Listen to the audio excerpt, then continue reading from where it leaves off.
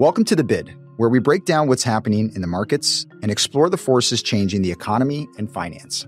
I'm your host, Oscar Polito. Today, we continue our Best of Summer Series, which means I'm joined by Stevie Mans, our Bid producer. Hi, Stevie. Hi, Oscar. So I think it's my turn to pick another one of my favorite episodes. And I'm going to pick the one on geospatial data and how it can impact investing. I thought this was a really fascinating episode that had an interesting personal story attached to it that I didn't anticipate. You might remember Josh and Mike joined us to talk about how they're processing all of these. I think they used the word petabytes of data. That was the quantity that they spoke about. Yes, and we had to figure out how much a petabyte actually was. Yeah, I don't think I had heard that term maybe before they mentioned it. But the personal story was interesting because Josh talked about a set of friends that he had living in California who were constantly having to move due to wildfires. And it was that impact that wildfires had on California families that led him down this path of wanting to understand weather patterns. And one thing led to the next. And all of a sudden, they're processing all these different types of data points to think about the next investment decision. Yeah, and to be someone who's able to see something out in the wild, bring it in and have it inform something that you do in your day job that's able to help clients, even able to help other people. I thought that was just really cool and impactful. And I found the whole conversation very insightful. It also made me think that I'm just a walking data point. I'm constantly leaving some sort of trail, whether I'm at an airport, if I'm checking into a hotel. And it's not just me. All individuals have a data trail that they leave, and businesses leave data trails. And he talked about alpha hiding in plain sight. And for those in the investment industry, alpha is really hard to generate. It is what you're going after, excess return versus the market. So the fact that he painted this picture of, well, it's actually right in front of you, you need to know how to put it together and where to look was an interesting visual. I completely agree. Oh, with that, why don't we give it a listen? Let's do it.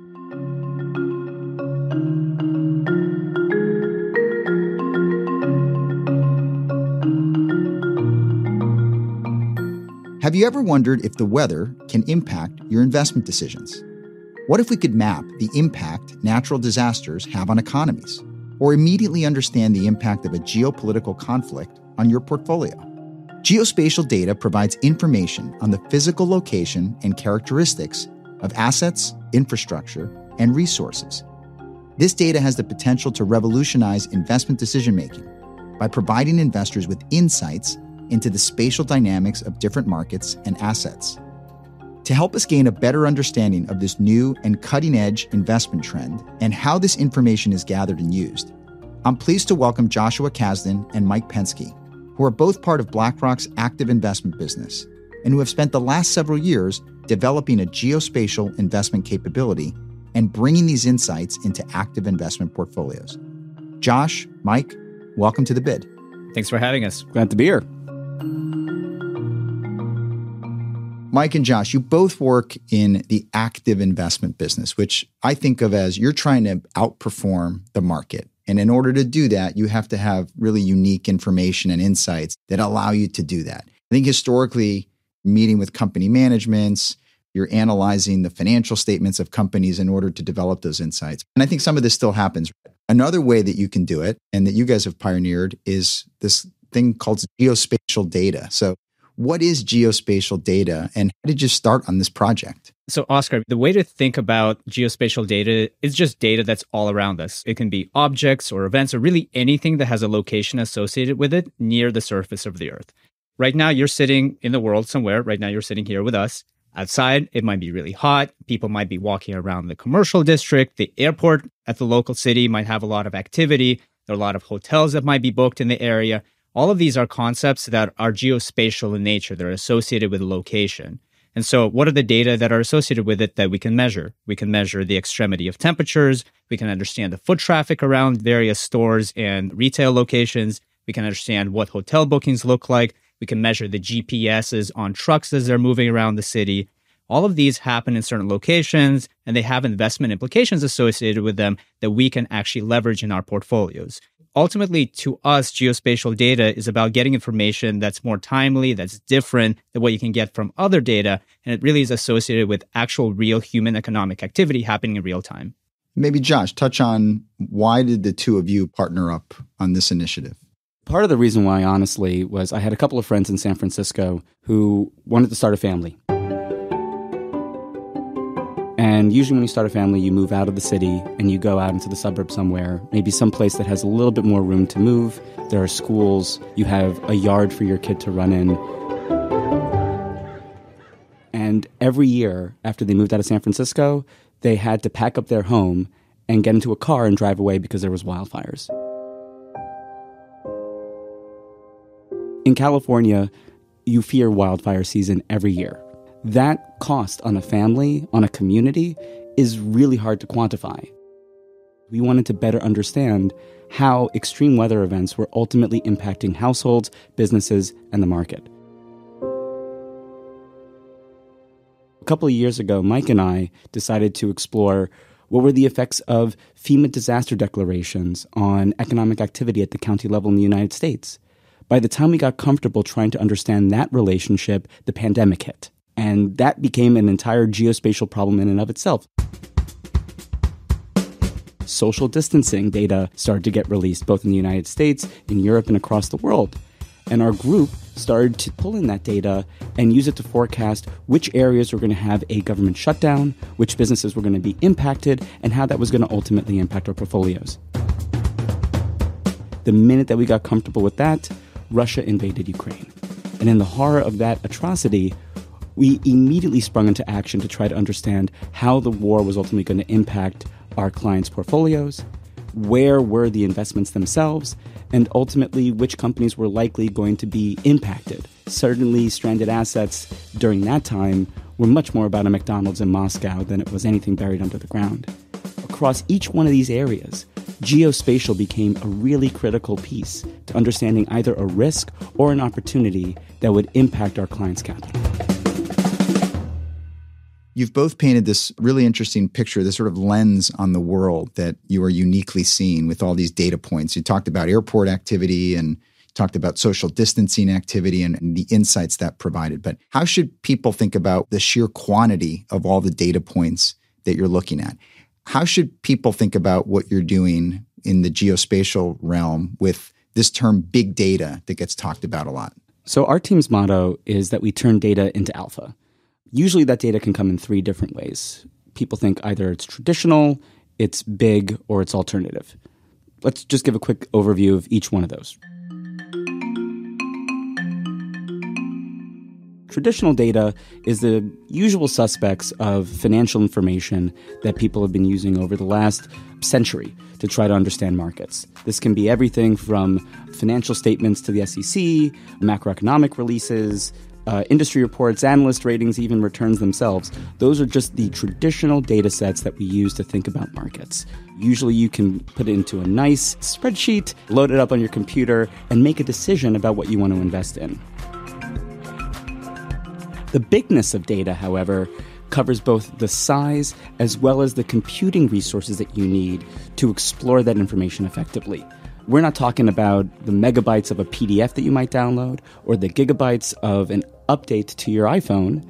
We're talking about terabytes or petabytes of data that require a huge amount of computing power to be able to understand.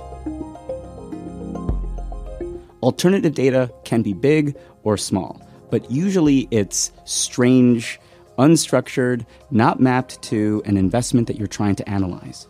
So if you are thinking about what people are searching for online in terms of a product that they might want to buy, or as Mike mentioned before, the GPS trace in trucks as they're moving through a supply chain, or new news that is coming out halfway across the world in a different language, what topics are they talking about? What is the sentiment? What companies are implicated by that? All that might be classified as alternative data because it's going to be hard to map to an investment. It's going to be difficult to wrangle, but it could ultimately lead to an informational advantage that you can use to better make investments. But in order to use it effectively, you need to extract, translate, map, and transform it systematically and at scale to generate alpha.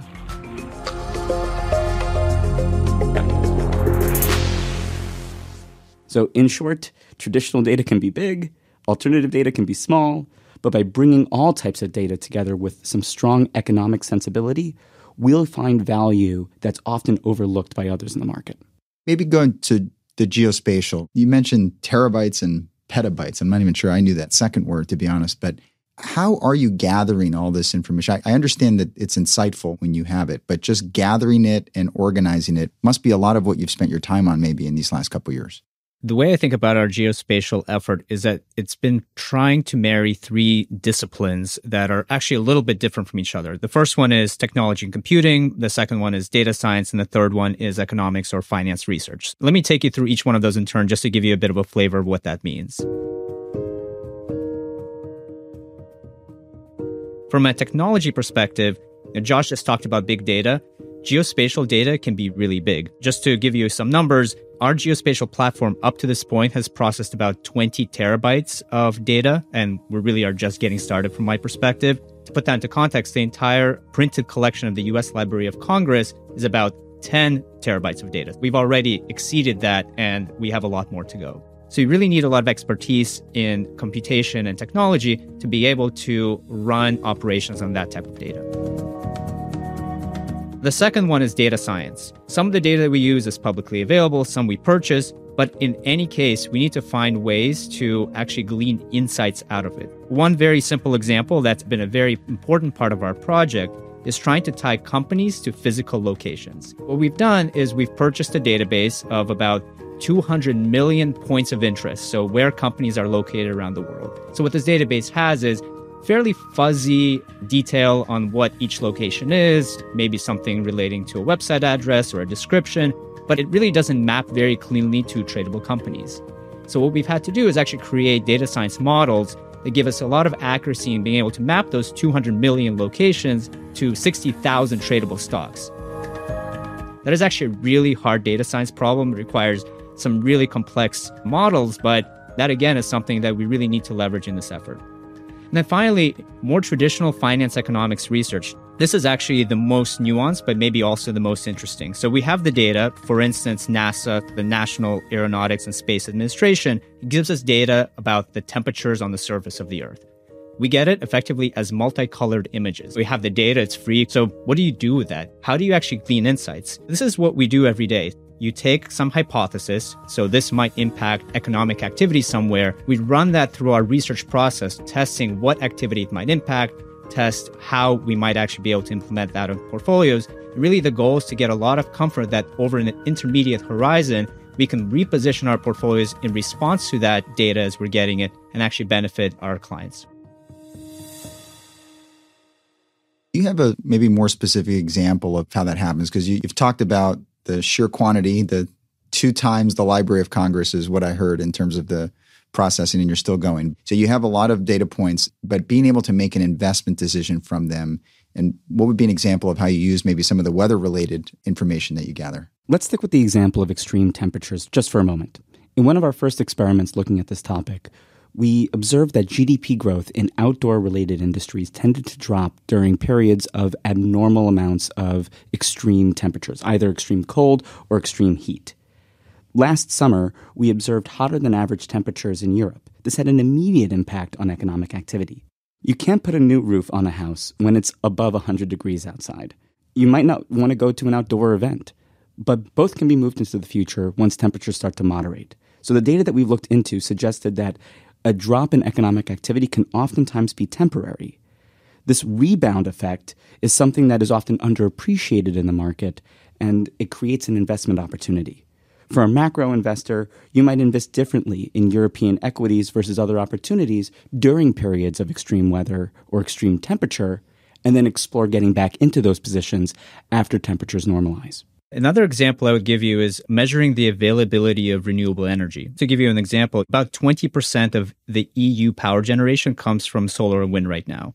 And so as a result, the winter of 2021 to 2022 is actually a little bit of a tough one for Europe because it coincided with both very cold temperatures, so more demand for heating, but also at the same time as following a period of calmer winds. One of the things we were able to find is that if you intersect the location of wind farms with the amount of wind that blows across them, you can actually measure how much wind power will be generated as a result.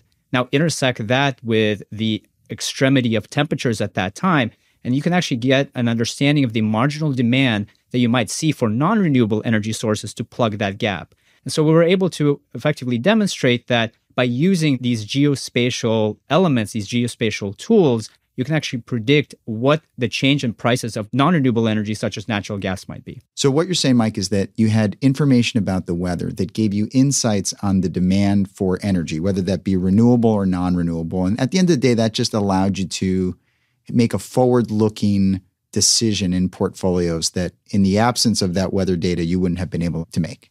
No, that's exactly right, Oscar. And the important thing to just also emphasize is that it's not just having the data, but also relating that to the economics implications of what this means. You want to demonstrate that there is increased demand for energy at this point in time, but you also want to demonstrate that there is potentially a decline in marginal supply of renewable energy, which will then require an increased demand for that non-renewable energy source. And that's really what we can trade in portfolios. You know, most people get up in the morning and they look at the weather and it influences what they're going to wear. Is it too hot? Is it too cold? And maybe you guys do that too. But you've also taken this a step further to think about what you're going to do from an investment perspective. Weather's an important component of this. But Josh, what else does geospatial data do? Because I get a sense that there's more that it can do than just weather-related insights. Absolutely, Oscar. Once you start looking for geospatial data, you'll see it everywhere. The question, as Mike was alluding to before, is not just what data you want to look at, but ultimately what economically sensible questions do you want to answer.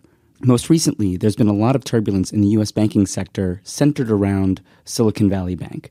One of the ways that we took geospatial approaches to this data was that we looked to see which banks were also exposed to the Bay Area, both in terms of where their physical locations were, but also importantly, the location of where all their deposits were, which we get data from the FDIC on.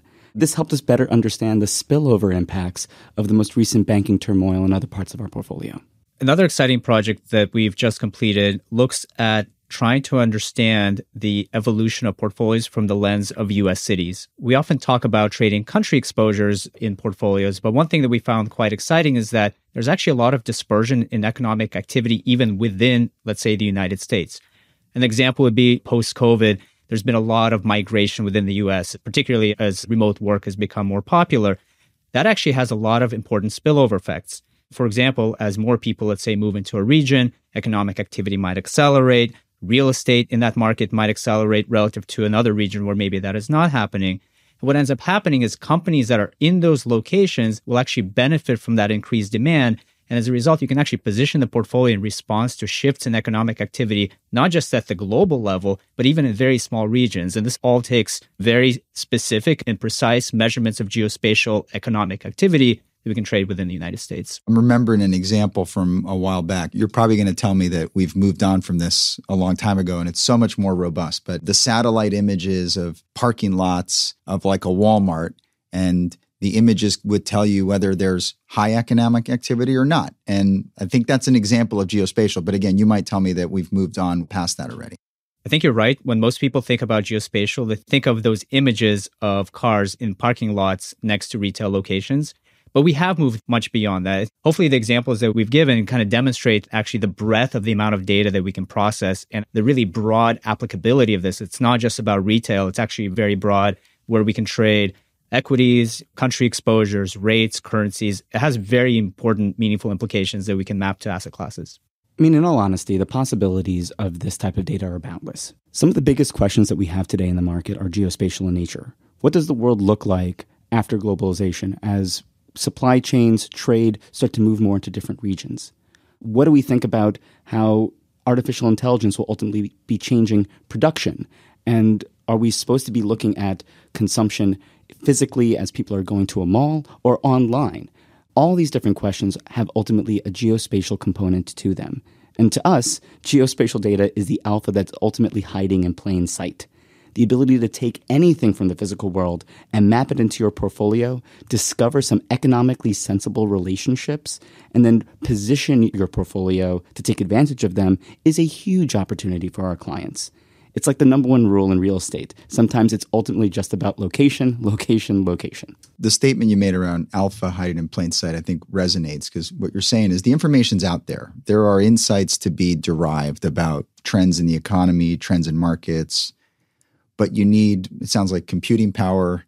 And there's the two of you, but presumably there's a big team behind this that is helping you process, analyze the insights. But that that alpha hiding in plain sight seems to best encapsulate the fact that the information's out there. It's just a matter of having the right resources to be able to derive it. 100%. And in all honesty, this entire effort wouldn't exist but for a huge team of dedicated, talented, intelligent collaborators. These are engineers, researchers, portfolio managers, all unified by a passion to try to understand what's happening in the physical world so that we can better do financial research using geospatial technology and help our clients maneuver their portfolios to take advantage of what's going on. And I will say, I think we're still in the early stages here. One way that I sometimes think about this is natural language processing wasn't really a big part of the investment landscape. Now it's absolutely everywhere. We think it'll take time, but we think that this geospatial idea, these concepts, the data, it will become much more important in portfolios over time, particularly as the tools are built out. And we're very excited to be a part of it. Mike, you talked about natural language processing has made a lot of advancement in how we use it. Think ahead the next 10, 20 years for geospatial. What do you imagine it's going to look like and how are you going to utilize it? As I mentioned, Oscar, we're still at the early stages. And I think we're going to take incremental steps towards a final vision to be able to evolve portfolios really as the world turns. In the interim, what are things that we're trying to tackle? Interacting different data sets with each other, trying to use many things happening to predict what will happen then after that point.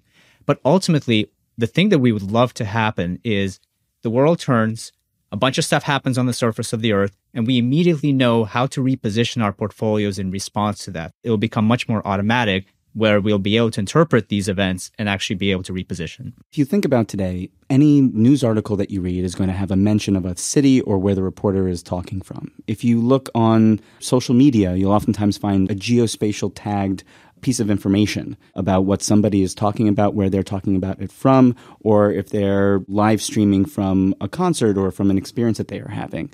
If you look at where ships are positioning across the globe and where tradable goods are moving, each one of these have geospatial data within them. And so we want to be able to use all of that information in near real time to uncover actionable insights that we can use to better invest for our clients. Outperforming the market is hard work, but just listening to the two of you, it sounds like you're doing some pioneering work that hopefully increases the odds of that going forward. So Josh and Mike, thanks so much for joining us today on The Bid.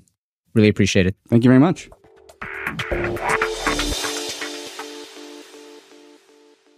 Oscar, I know you've worked with Josh and Mike.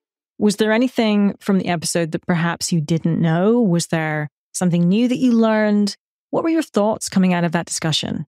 I think it was just a reminder of how modernized investing is becoming, how much almost science there is behind it. When you think about the quantity of data, when I went to business school and was taking finance classes, we were kind of digging through a balance sheet, trying to understand the financials of a company. And that still happens. But 20 plus years later, since I've graduated, there are folks processing petabytes of data. And so I think for me, it was just a reminder of how modernized investing has become and how much you have to stay ahead of the game if you really want to truly outperform the market or try and outperform the market. Absolutely. We are going to see AI allow for so much more of this data analysis and really take those investing applications forward. So it's an exciting space to watch. I agree. And I also thought, I'm glad Josh and Mike are doing this because I certainly couldn't. Well, Oscar, this was another fun look back. I think next time I'm going to pick the episode. Let's do it. Well, thank you for listening to this episode of The Bid. If you've enjoyed The Bid so far, make sure to subscribe to The Bid wherever you get your podcasts.